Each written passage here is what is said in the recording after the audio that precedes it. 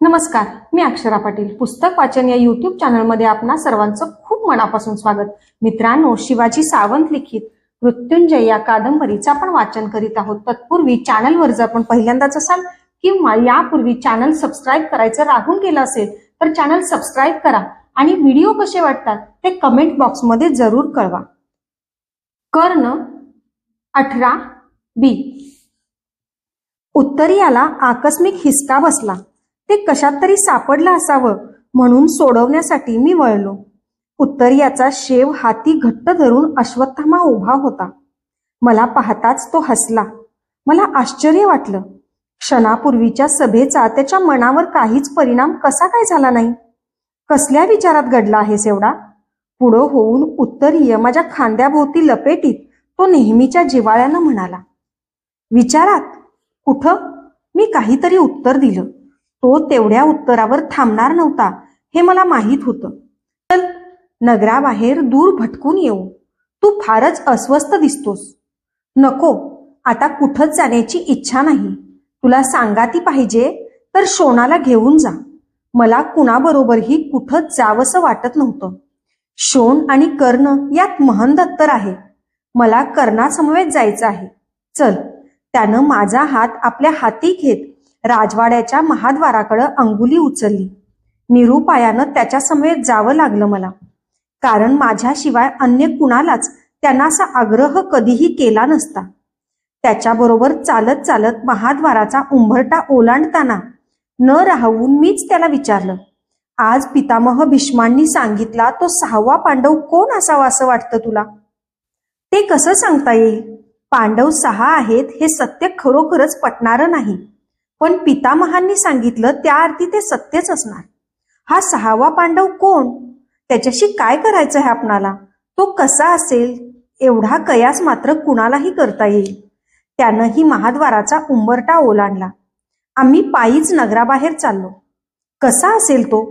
अश्वत्थामा जीवनाचा सखोल अभ्यासक होता. तो निश्चितच पांडवांसारखा नसेल. मग कुणासारखा असेल तो? पांडवांपेक्षा वेगळं असं त्याच्यात काय असेल? सर्वच. कदाचित तो 5 पांडवांपेक्षा सरस असेल. कदाचित तो त्या 5 कनिष्ठ असेल. ज्या वातावरणात तो वाढला असेल तेच त्याचं जीवन असेल, कारण संस्कार म्हणजे जीवन. फुलाच्या परागदंडात लपलेली कृमी सुद्धा सत्संगतीनं देवमूर्तीवर चढवली जाते. एखाद्या व्यक्तीबद्दल आपलं मत फार अनुकूल असतं, एखाद्या विषयी मात्र आपणाला कधीच जिव्हाळा वाटत नाही. हे असं अकारण का असतं अश्वत्थामन? मी त्याला विचारलं. कुठल्याही व्यक्तीविषयी आपली मतं अगदी बालपणापासून ठरत असतात. प्रसंगानुरूप कधी कधी त्यात थोडा बदलही होत असतो, पण बालपणीची अनादराची मतं मात्र पायात खडा खुपल्यानंतर साकारणाऱ्या रक्तासारखी असतात. पुढं यात साकळलेल्या रक्ताचं केळणीत टणक गाठीत रूपांतर होतं. बालपणातील अनादराची मतं तारुण्यात आणि भावी आयुष्यात पक्की होत जातात. या टणक गाठीच्या अठळ त्रासामुळं चांगली सशक्त माणसं सुद्धा लंगडत चालताना मी पाहिली आहेत अंगराज. म्हणूनच बालपण हा आयुष्याच्या घडणीच्या दृष्टीनं अतिशय महत्वाचा काल मानतो मी. म्हणजे नवजात अर्भकाचं मन अगदी एखाद्या सुवर्ण तबकासारखं निर्मल असतं. त्याला जगाची, मानवी गुंतागुंतीची काहीच जाणीव नसते, पण भोवतीच्या परिस्थितीनं त्याला आपल्या अमंगळ हस्तांचा एकदा का स्पर्श केला की त्या हस्तांचे ठसे त्या तबकावरही स्पष्ट उमटायला लागतात. असंच तुला म्हणायचं आहे काय? नुसते ठसेच उमटत नाहीत राधेया, तर सुवर्णाच्या तेजोमय पार्श्वभूमीवर तेही सूर्यप्रकाशात स्पष्ट तळपायला लागतात.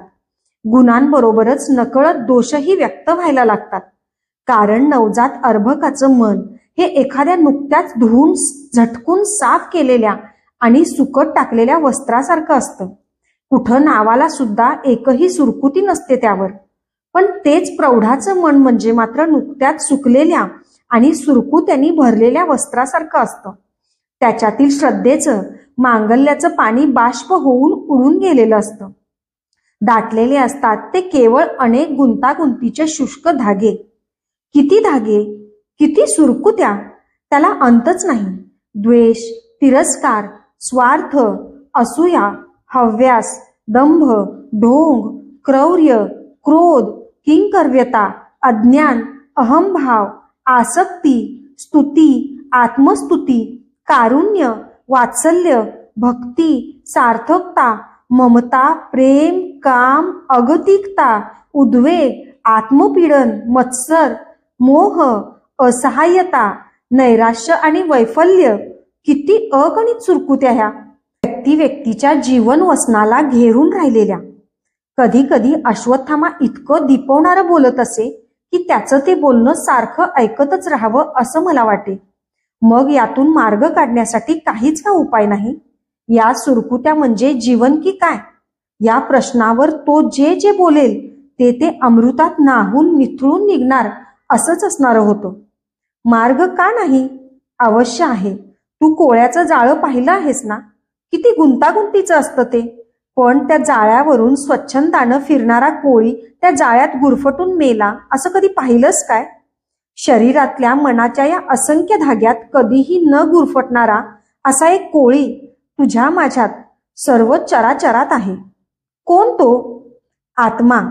आणि या आत्म्याचा स्थायी भाव आहे प्रकाश. प्रकाश म्हणजेच शरीरातील चैतन्य. कधीच आणि कोणत्याही बंधनात गुरफटून पडू शकत नाही असं चैतन्य. पण चैतन्य म्हणजे काय हे जाणून घेण्याची तीव्र तळमळ पाहिजे. त्यासाठी जीवनावर अतूट श्रद्धा पाहिजे. एखाद्यानं अशी श्रद्धा जीवनात पाळण्याचा प्रयत्न केला आणि त्याच्या श्रद्धांना प्रचंड धक्के देणारी सत्य सभोवती उभी टाकली, त्यात त्याची श्रद्धा डळमळली आणि तो इच्छा नसतानाही श्रद्धाहीन झाला, तर त्यात त्याचा काही दोष आहे? दोष असलाच तर तो परिस्थितीचा आहे असं म्हणावं लागेल. नाही राधेया, तसं म्हणता येणार नाही. श्रद्धा या कल्पनेचा तुझा अर्थ परिपूर्ण नाही. मृत्यूच्या महाद्वारात सुद्धा ज्या श्रद्धेला तडा जात नाही तीच खरी श्रद्धा.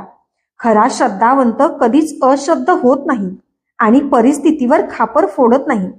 श्रद्धाहीन माणूस म्हणजे मात्र सुगंधी केवड्याच्या आत जीवनभर राहूनही गंधहीन झालेलं निरुपयोगी कणीस.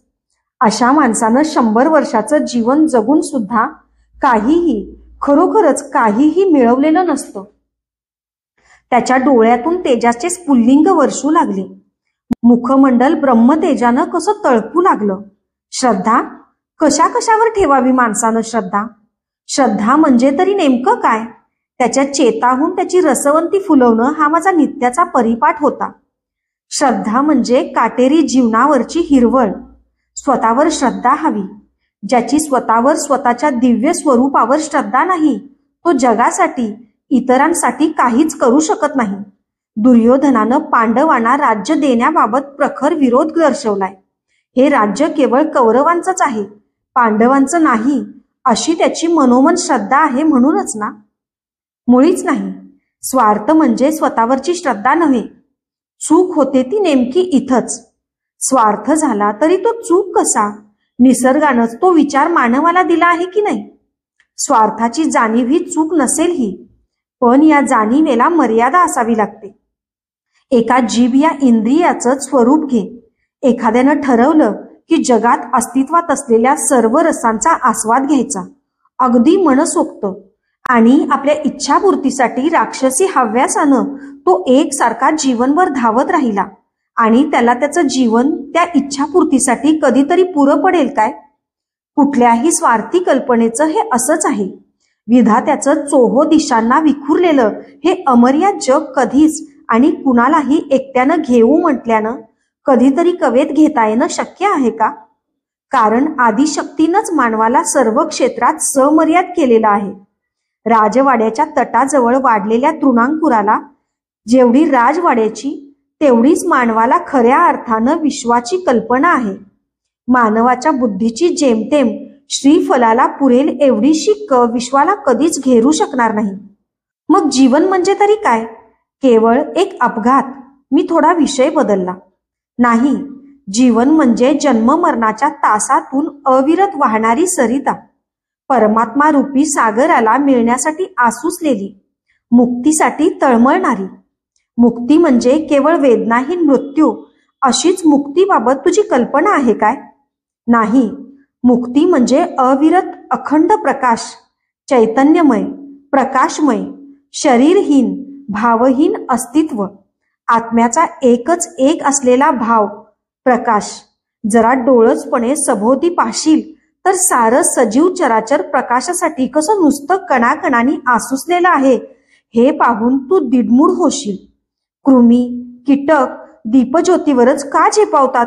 वनस्पती, लतावेली, तृणांकुर सर्व आपापलं मुख आकाशाच्या रोधानं उंचावून प्रकाशासाठीच का तळमळतात? कुणालाच हे विसरून चालणार नाही की जीवनाचा स्थायी भावच प्रकाश आहे. मग हा प्रकाश मानवाला सहज साध्य का नाही? जीवनाचा हा जर मूळ उद्देश आहे तर तो इतका दुष्प्राह्य का? जीवनाचा उद्देश प्रकाश आहे, पण तो अगदी अंतिम असा उद्देश आहे. तो साध्य होण्यासाठी अनुभूतीची जरुरी आहे. निरनिराळ्या भावविभावांची अनुभूती. विविध अनुभव घेतल्यानंतरही मी शोधतो आहे ते हे नव्हे असं समजून आल्यानंतर मानव अंती आपल्या अंतरात्म्याकडे वळेल. त्याला तसं वळावंच लागेल. अटळ म्हणून स्वीकारावा लागणारा मानव जातीपुढचा अध्यात्म हाच एकमेव मार्ग राहील.